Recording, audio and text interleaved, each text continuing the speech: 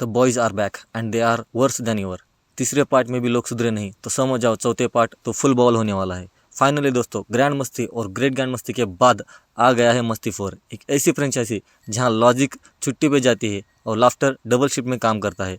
Trailer शुरू होता है फैमिली वाइब के साथ। रितेश देशमुख, विवेक ओबराय और आफ्ताब सर एक बार फिर से अपनी शादी के बाद भी सिंगल जैसी जिंदगी जीने के मिशन पर निकले हैं।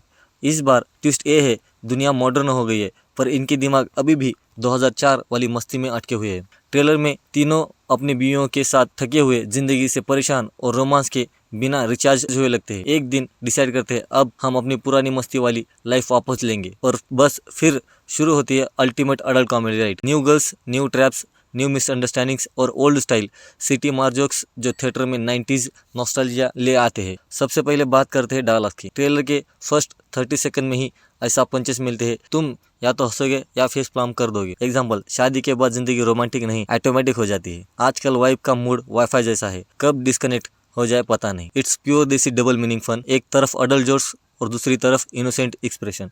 वाइब की बात करें तो डायरेक्टर ने क्लियरली डिसाइड कर लिया था, भाई स्टोरी छोड़ो, एनर्जी मेंटेन करो। सिनेमेटोग्राफी ब्राइट और कलरफुल है, लोकेशंस लग्जरी रिजॉर्ट्स और नाइट्स क्लब में सेट है, मतलब एकदम बॉलीवुड बैचलर एनर्जी जैसी। बैकग्राउंड म्यूजिक फुल मस्ती मूड ऑन है, रिमिक्स बीट्स, लाफ्टर्स और चीकी डॉलर्स के साथ। अगर बात करें परफॉर्मेंस की तो Riteish Deshmukh and always timing king, जहां सब लोग ऑकवर्ड फील करते हैं वहां रितेश फुल नेचुरल लगता है। अगर बात करें विवेक ओबराय सर की तो थोड़ा कंट्रोल्ड वर्जन है, पर जब कंफ्यूज हस्बैंड बनता है तो पूरा गोल्ड है। आखिर में हमारे किंग जो आइडिया किंग है आफ्ताब सर, दी ओजी इनोसेंट फ्लर्ट, अब भी वही पपी आइज और मैं तो बस हेल्प कर रहा था एक्सप्रेशन के लेके आया है। और ट्रेलर में एक ग्लिम्पस मल्टी है जो न्यू फीमेल कास्ट की ग्लैमर, सास और एटीट्यूड, ग्लैमरस और एटीट्यूड सब कुछ ओवर द टॉप है, लेकिन मस्ती फ्रेंचाइजी के लिए परफेक्ट फिट है। अगर बात करें मसाले की, एक सीन जहाँ तीनों एक होटल में छुपे हो जाते हैं, बैकग्राउंड में बाबूजी जरा धीरे चलो रिमिक्स बज रहा है, ये हुई ना ग्रैंड मस्ती। एक और सीन्स जहाँ विवेक ओबराय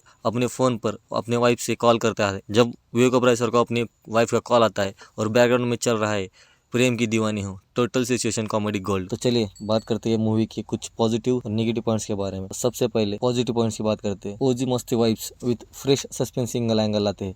और हाँ, दूसरी बात करें तो ट्रायो की अनबीटेबल केमिस्ट्री जो हमें मस्ती, ग्रैंड मस्ती और ग्रेट ग्रैंड मस्ती में हमें पहले भी दिखाई गई है। अगर stylish visuals and better production की बात इस बार बड़े स्केल पे ले गया है। और हाँ, इस बार बोल्ड कॉन्सेप्ट और comedy meets psychology thriller movie होने वाली है। और हाँ, इस मूवी का सबसे पॉजिटिव पॉइंट्स ये है कि कैची बैकग्राउंड स्कोर है। और हाँ, अगर जिस मूवी में पॉजिटिव ये हुई पॉजिटिव पॉइंट्स के बारे में, अब करते हैं नेगेटिव पॉइंट्स के बारे में। ये हुए कुछ पॉजिटिव पॉइंट्स, चलिए अब बात करते हैं नेगेटिव पॉइंट्स के बारे में। तो इसका सबसे पहला नेगेटिव पॉइंट है सेम जोक जो फील आउटडेटेड लगते हैं। हाँ, हमने ये जोक पहले भी मस्ती, ग्रैंड मस्ती और ग्रेट ग्रैंड मस्ती में पहले भी देखी है। अगर दूसरे नेगेटिव पॉइंट्स की बात करें तो टोन कंफ्यूजन, कॉमेडी से हॉरर शिफ्ट अचानक होता है, दिखाई देता है। अगर हम तीसरे नेगेटिव पॉइंट्स की बात करें तो फीमेल कैरेक्टर्स अंडर राइटन लगता है, जो हर मूवी में, जो मस्ती फ्रेंचाइजी के हर मूवी में दिखाई देती है। अगर हम चौथे नेगेटिव पॉइंट्स के बारे में बात करें तो एडिटिंग पेस अनइवन है, जो कुछ scenes over acting, over cutting लगती है। मस्ती 4 का ट्रेलर देख के ये लगता है कि ये फिल्म ना सेंस देती है ना लॉजिक, पर हंसी जरूर देती है,